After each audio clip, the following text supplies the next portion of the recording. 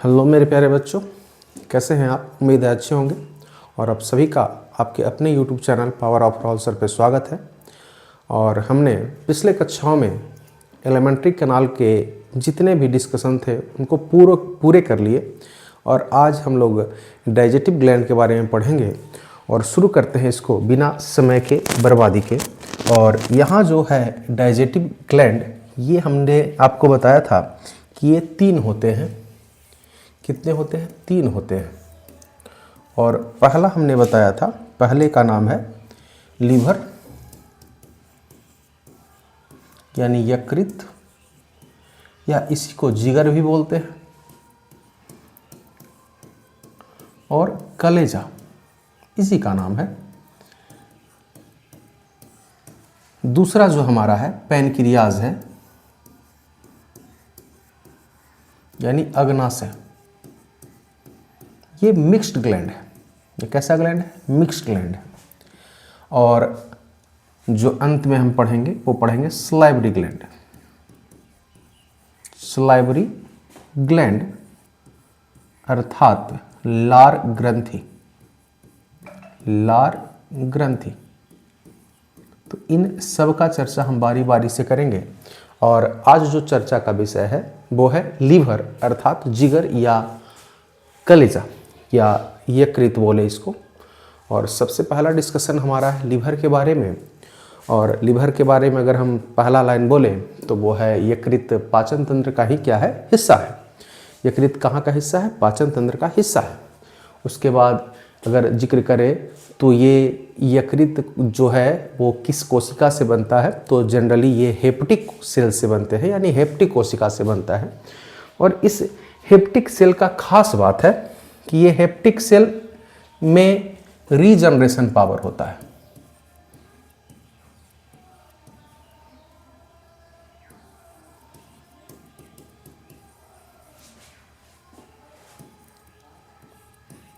Regeneration power अर्थात पुनर्जनन की क्षमता इसके अंदर होती है। और ये पुनर्जनन की बात करें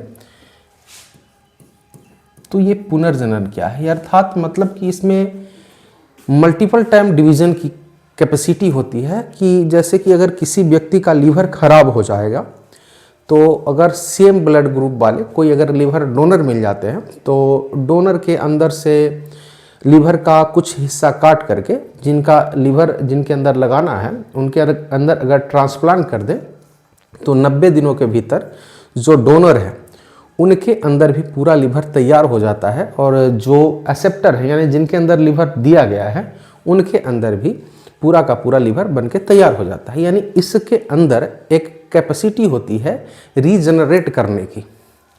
तो वही ये किसके कारण होते हैं? तो ये हेपेटिक कोशिका यानी हेपेटिक सेल के कारण ऐसा इसके अंदर क्षमता है। हेपेटिक सेल के कारण ही ये वाला क्षमता लीवर के अंदर आता है। और इसी के कारण अगर लीवर के अध्ययन की बात करें तो लीवर का अध्ययन कहलाता है हेप्टोलॉजी। क्या कहलाएगा? हेप्टोलॉजी। और अगर इसके वजन की बात करें यानी यकृत के वजन की बात करें तो यकृत का वजन लगभग 1.5 kg से लगभग 1.7 kg के बीच होता है। यानी कि 1500 ग्राम से 1700 ग्राम के बीच हो सकता है। ये अप्रॉक्स है, लगभग की बात कर रहे हैं। और ये शरीर का सबसे बड़ा और आंतरिक अंग है, साथ ही साथ सबसे बड़ी ग्रंथि भी है। यानी हमारे शरीर में सबसे बड़ा जो अंग है वो लीवर है। सबसे बड़ा अंग है लीवर। और सबसे बड़ा ग्लैंड यानी सबसे बड़ा ग्रंथि भी है लीवर। तो हमने चर्चा किया कि यकृत पाचन तंत्र का हिस्सा है। यह यकृत कोशिकाओं यानी हेपेटिक कोशिकाओं से मिलके बनता है।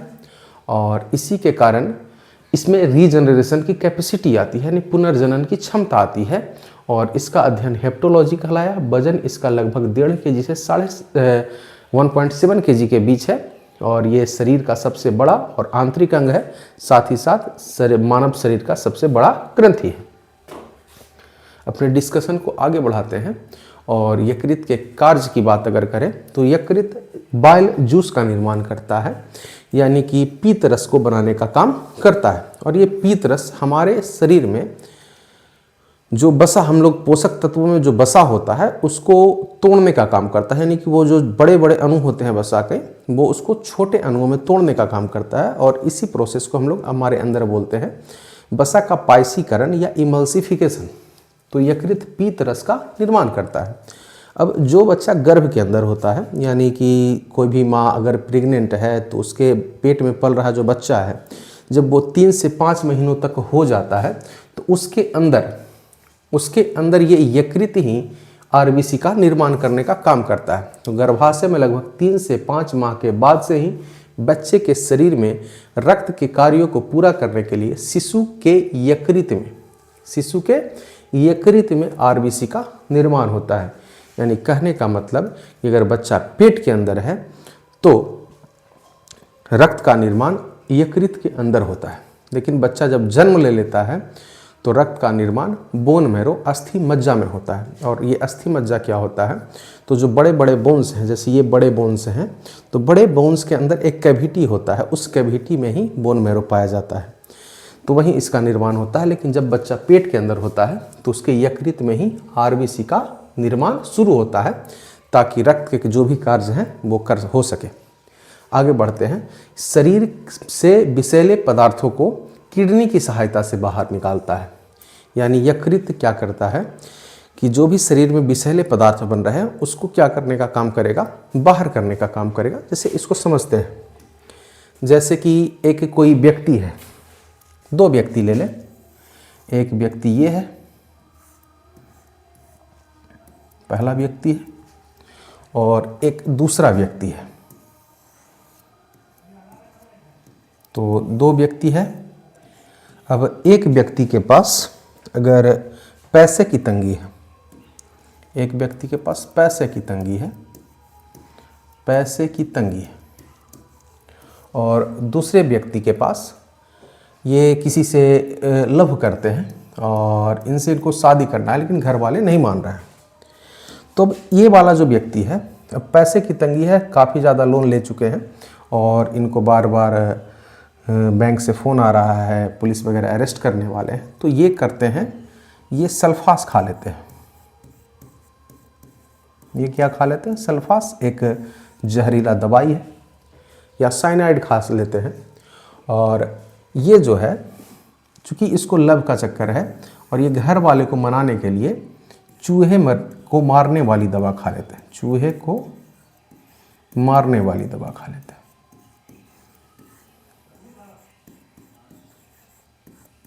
दवा खा लेते हैं। तो अब दोनों परिस्थिति अलग अलग है। इसको पैसे की तंगी है, चूँकि अब इसको जेल नहीं जाना है क्योंकि इज्जत की वाली बात है, और इज्जत बचाने के लिए ये सुसाइड करेगा और सल्फास खा लेगा। तो चूँकि जो ये विषैला पदार्थ है, ये क्या है? विषैला पदार्थ है, ये आपका है विषैला पदार्थ। तो इस विषैले पदार्थ को जैसे ही लीवर के पास ये मैसेज जाएगा कि इस व्यक्ति ने विषैले पदार्थ का सेवन किया है, तो यकृत इसको हटाने का प्रयास करेगा, यानी शरीर से बाहर निकालने का प्रयास करेगा। अब चूंकि ये काफ़ी ज़्यादा विषैला पदार्थ है तो लीवर इस स्थिति में डैमेज हो जाएगा। यकृत क्या हो जाएगा? यकृत डैमेज हो जाएगा और व्यक्ति की मृत्यु हो जाएगी। व्यक्ति की मृत्यु हो जाएगी इस परिस्थिति में। लेकिन जो दूसरा है उसको तो मरना है नहीं, उसको तो सिर्फ घर वाले को डराना है, ताकि वो अपने जो भी जिनसे वो प्यार करते हैं उनसे वो शादी कर पाए। तो ये चूहे मरने वाली दवा खाएगी, तो फिर से ये विषैला ही पदार्थ है। ये भी क्या है? विषैला पदार्थ है, विषैला पदार्थ है। लेकिन ये सल्फास या साइनाइड के अपेक्षा ये काफ़ी ज़्यादा विषैला है, और ये कम, थोड़ा सल्फास से कम या साइनाइड से कम विषैले हैं, जिसके कारण लीवर फिर से इनसे जंग लड़ेगा। और इस परिस्थिति में लीवर चूहे मरने वाली दवा को क्या करेगा? शरीर से बाहर कर देगा और ये व्यक्ति बच जाएगा, यानी व्यक्ति कुछ ट्रीटमेंट के बाद बच जाएगा। और इसमें लीवर की क्या हो जाएगी? जीत हो जाएगी। तो ये विषैले पदार्थ शरीर से बाहर कर देंगे। लेकिन ज़्यादा विषैला रहेगा तो लीवर डैमेज हो जाएगा और व्यक्ति मर जाएगा। तो ये है कि विषैले पदार्थ को भी शरीर से क्या करता है? लीवर बाहर निकालता है, विषैले पदार्थ को शरीर से बाहर निकालने का काम करता है। और ये जो अगला है, यकृत का कार्य यूरिया का निर्माण करना है। अब ये यूरिया क्या है इसको समझते हैं। इसको मिटा देते हैं, नहीं,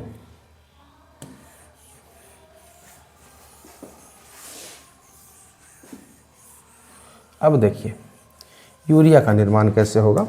तो हमारे शरीर में होता है बच्चों प्रोटीन। जब हम कोई चीज़ खाते हैं तो उसके अंदर होता है क्या, प्रोटीन अगर है तो प्रोटीन का पाचन होता है ना, तो ये प्रोटीन के पाचन के दौरान अमोनिया का निर्माण होता है। किसका निर्माण होता है? अमोनिया का निर्माण होता है। और ये जो अमोनिया है ना, काफ़ी ज़्यादा हार्मफुल है हमारे शरीर के लिए।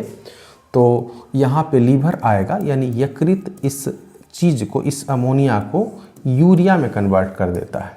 किस में कन्वर्ट कर देता है? यूरिया में कन्वर्ट कर देता है। और ये अमोनिया जो है अधिक विषैला है। अमोनिया क्या है? अधिक विषैला है, यानी अधिक विषैला है। और अधिक विषैला है, और ये जो यूरिया है ये थोड़ा कम है, यानी अमोनिया से कम विषैले है। अमोनिया से कम है, अमोनिया से कम विषैला, कम विषैला है। यानी प्रोटीन का जैसे ही पाचन होगा तो शरीर में क्या हो जाएगा? अमोनिया बनेगा।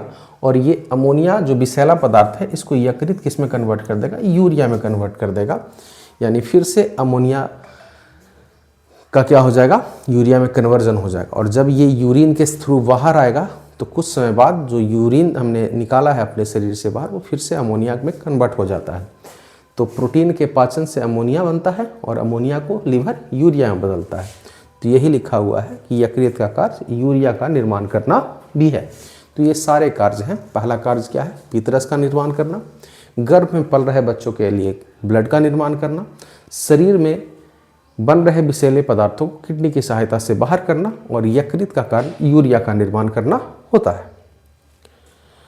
अब एक चीज़ है कि अगर हेप्टिक सेल, या आप बात करें कि अगर आपके हेप्टिक सेल के अंदर सूजन आ जाता है, क्या आ जाता है? सूजन आ जाता है, तो एक रोग इससे रिलेटेड हो जाता है, उसका नाम है हेपेटाइटिस। क्या नाम है? हेपेटाइटिस हो जाता है। तो यकृत में जब सूजन आ जाता है तो एक बीमारी हो जाता है जिसका नाम क्या है?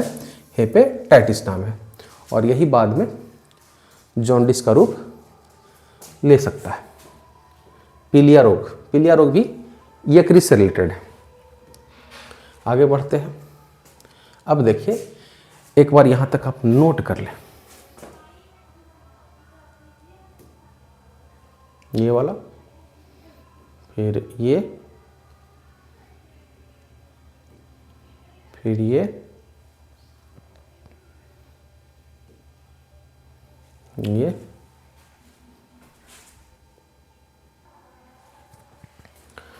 बढ़ते हैं आगे बच्चों।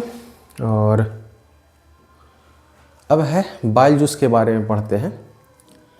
बाइल जूस चूँकि यकृत ही इसका निर्माण करता है, तो यकृत से पीतरस का ही निर्माण होता है। और लगभग प्रतिदिन की बात करें तो ये प्रतिदिन इसका लीवर जो है निर्माण करता है लगभग 600 से 800 ml। यानी हमारे शरीर के अंदर प्रतिदिन बाइल जूस कितना बनता है?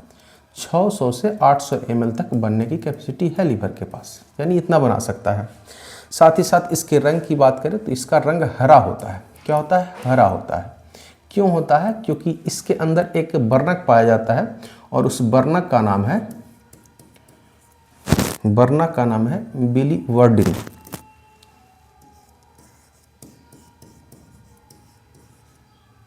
वर्डिन नामक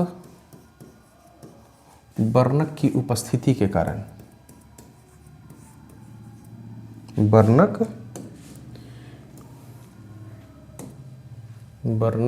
की उपस्थिति के कारण,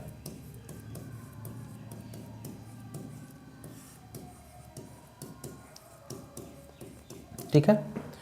और पीतरस का अगर अधिक निर्माण होता है तो ये पीतरस पित्त की थैली अर्थात पित्ताशय कहाँ, पित्ताशय यानी गॉल ब्लाडर में इकट्ठा हो जाते हैं।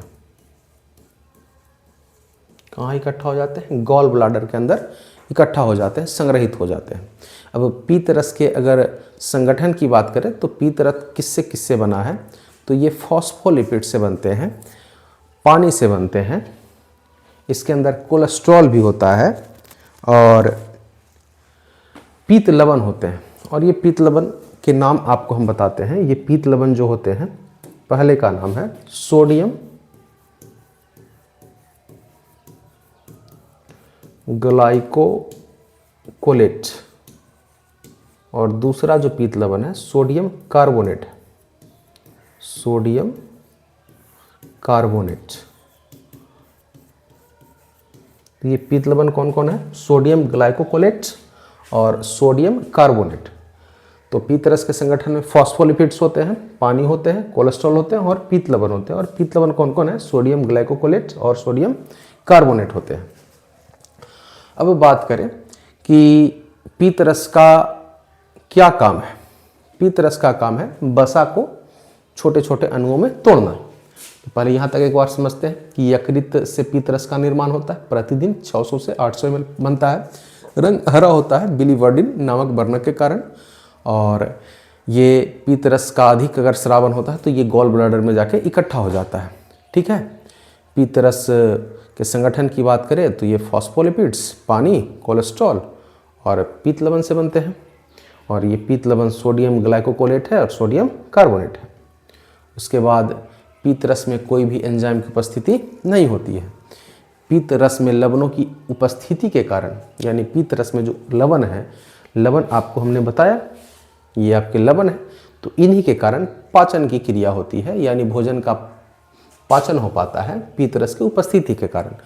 और आगे लिखा हुआ है कि यकृत द्वारा बनाया गया पीत रस छोटी आंत में पहुंचता है और वहाँ जो वसा के बड़े बड़े अणु हैं, वसा के जो बड़े बड़े अणु हैं उसको छोटे छोटे अणु में तोड़ता है। तो यकृत द्वारा बनाया गया पीत रस छोटी आंत में पहुंचकर वसा के बड़े बड़े टुकड़ों को वसा के छोटे छोटे टुकड़ों में तोड़ता है और इस प्रक्रिया को वसा का पाइसीकरण कहते हैं, इमल्सिफिकेशन।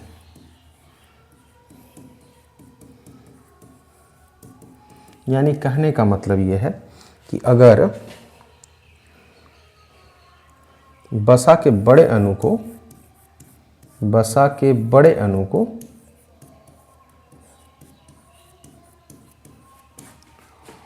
छोटे अणु में कन्वर्ट कर दें, छोटे अणु में कन्वर्ट कर दें, वसा के बड़े अणु को छोटे अणु में कन्वर्ट कर दें, तो ये प्रक्रिया आपकी कहलाती है पाइसीकरण। क्या कहलाएगी, पाइसीकरण, या वसा का पाइसीकरण या वसा का इमल्सिफिकेशन, इमल्सिफिकेशन ऑफ फैट। और ये किसके प्रेजेंस में होता है, पीत रस के प्रेजेंस में, पीत रस के प्रेजेंस में होता है। तो ये वसा का पाइसीकरण है। ठीक है।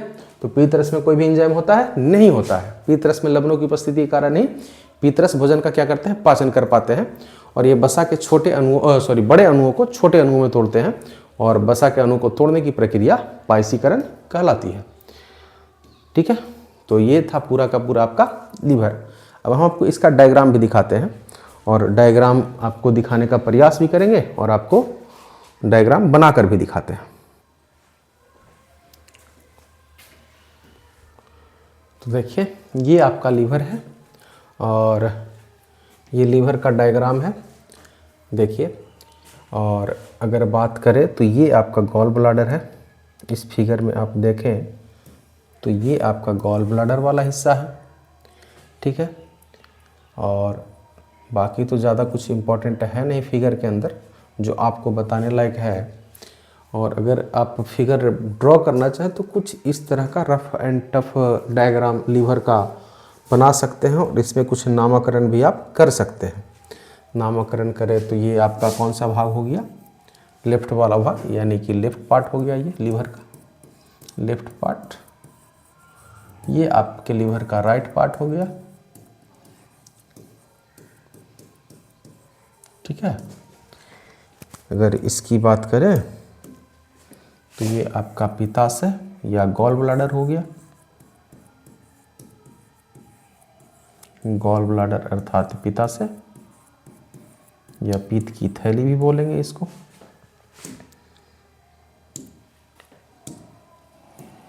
ये आपका ड्यूडेनम अर्थात ग्रहणी हो गया। ये आपका पैनक्रियाज